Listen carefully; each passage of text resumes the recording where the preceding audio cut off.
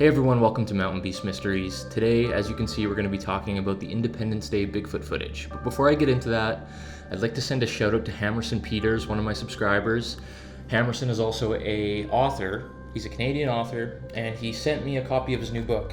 It's called Legends of the Nahanni Valley, and it's part of this new Mysteries of Canada series that he's working on.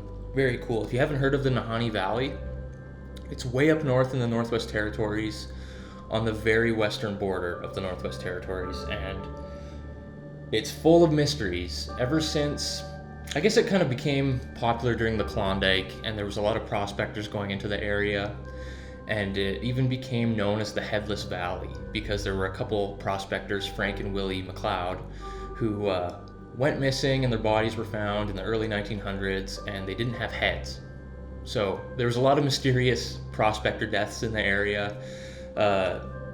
Legends started to develop that the place was haunted and there were these evil spirits in the area, and the history of the valley is just insane. You know, it's been inhabited by the Dene people for thousands of years.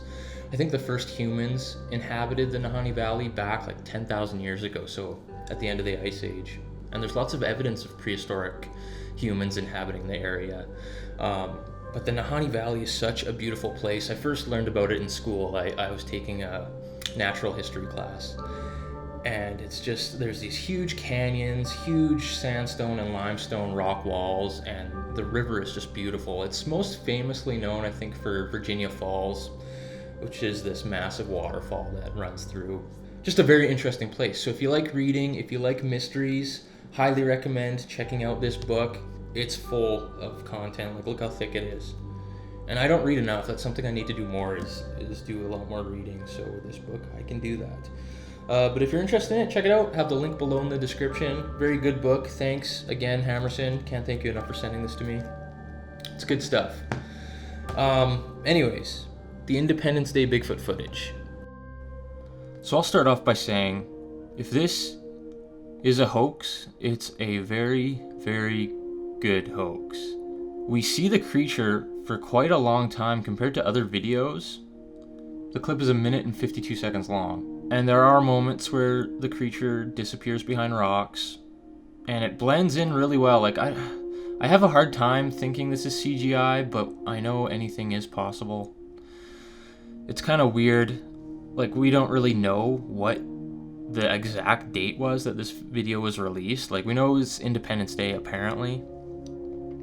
There's no way of really knowing for sure. That's just what's said. I mean, we don't have the ability to look at the metadata on this video. It'd be really cool to get somebody out at this location to size things up and, you know, get a reference to see how tall this being actually is. The cool thing about this footage is the creature runs by, hides behind a rock, and a little while later, it pops up again from the rock, carrying what looks to be a baby Bigfoot. Now, there's a lot of Bigfoot videos out there where there's apparently a baby Bigfoot clung on to the mother, and we see a lot of that sort of thing, but this, I think, is the most apparent, you know, compared to any of those other videos. It pokes its head up, looks at the cameraman. It's totally aware that the cameraman's there, who isn't making any noise either other than footsteps. He's not saying anything. He's not, you know, freaking out. He's just filming. But this creature pops up, looks at him, and you can see the little baby head to the left. And the baby appears to be moving as well. And, you know, it runs off for a little ways and eventually goes out of sight behind some bushes. Frustratingly, you know, again, we don't have the before and after or any other clips, you know, to give us any sort of storyline, which is a shame. I feel like if I would have filmed this and that creature disappeared behind that bush, I would have moved up, you know, quickly to see if I could get this thing running away. I wouldn't have just stopped filming there. I would have been filming for way longer. You know, and if it did disappear, if I couldn't find it, I'd still probably be rolling and talking about it, because this is insane. That's the biggest red flag to me, is this lack of footage before and after. I hate that, and it happens in all these videos. We don't know who filmed it. We don't know where it was filmed, the exact year, which is strange. Maybe the person just wanted to be totally anonymous. Maybe they were scared, you know, of people coming after them. I don't know. And, you know, there's a few frames where we do see the full body, and that's what I really like about it. You know, there's so many pieces of Bigfoot footage where all you see is a head, or just a part of the creature. And I hate those ones because it's always, it always makes me think that there's just a mask, or, they weren't able to produce the full body. But, next to the Patterson Gimlin footage, this looks pretty good. It looks like a very, very, very similar creature. I'm guessing, I don't know a lot about the forests in the United States because I don't do any research down there, but this looks like it could have easily been filmed in California, just based on the vegetation. You guys can correct me on that. Its legs appear to move in a very similar fashion to Patty. And the head shape looks the same, and just, I don't know, maybe it's almost too close to the Patterson footage. Maybe if it's a hoax, they were trying to replicate that. On the other side of the fence, maybe if it's in a similar location or very close to where the Patterson Gimlin footage was shot, maybe it would look almost exactly like Patty. Maybe it is Patty. Could you imagine if somebody filmed the same Bigfoot as the Patterson Gimlin footage? It just looks very similar to me. Same color, appears to have the same head shape, same legs, and it just looks really good. Somebody tried to say that the footage itself looks very weird, that the creature looks kind of choppy as it moves along compared to the background and the surroundings, but I think the whole thing kind of looks choppy. And when you're filming on a camera, such as a cell phone or a cheaper point and shoot, you get these strange artifacts that you don't get on a higher quality camera. Especially if your shutter speed's too fast or too slow, things start to get kind of weird. All I'm really worried about is the before and after videos missing, and the striking resemblance to Patty.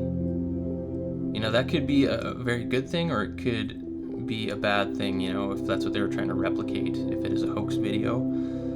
It looks really good, and if it's a hoax, I guess hats off to these people. Your special effects skills are top notch.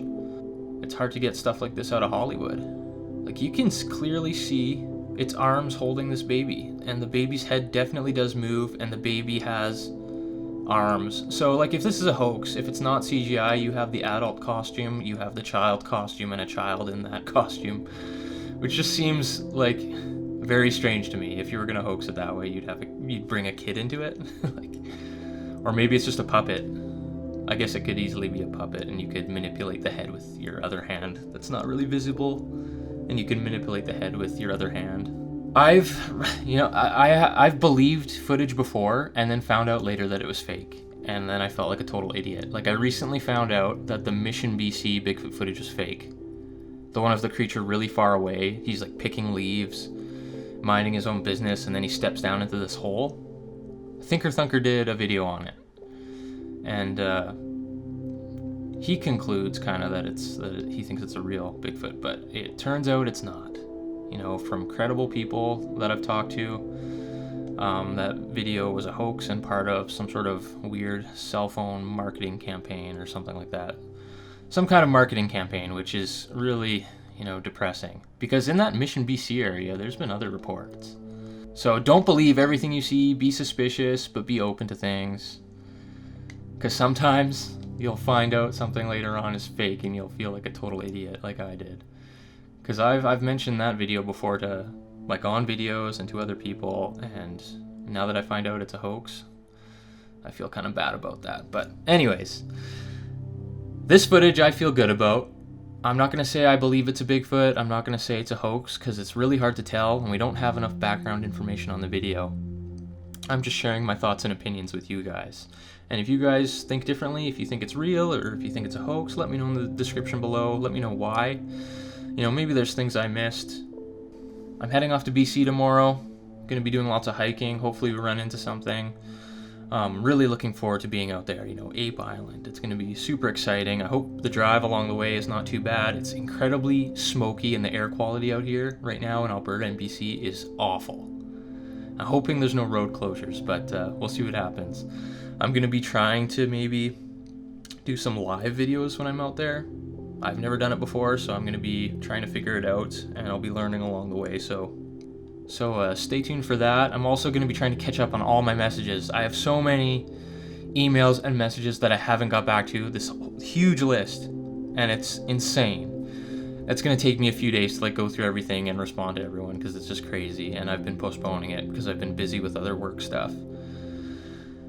But it's hard because whenever I respond to messages and emails, it ends up turning into a full conversation with like everybody, and then it makes it impossible to like move down the list because I get caught up in these conversations and it takes forever.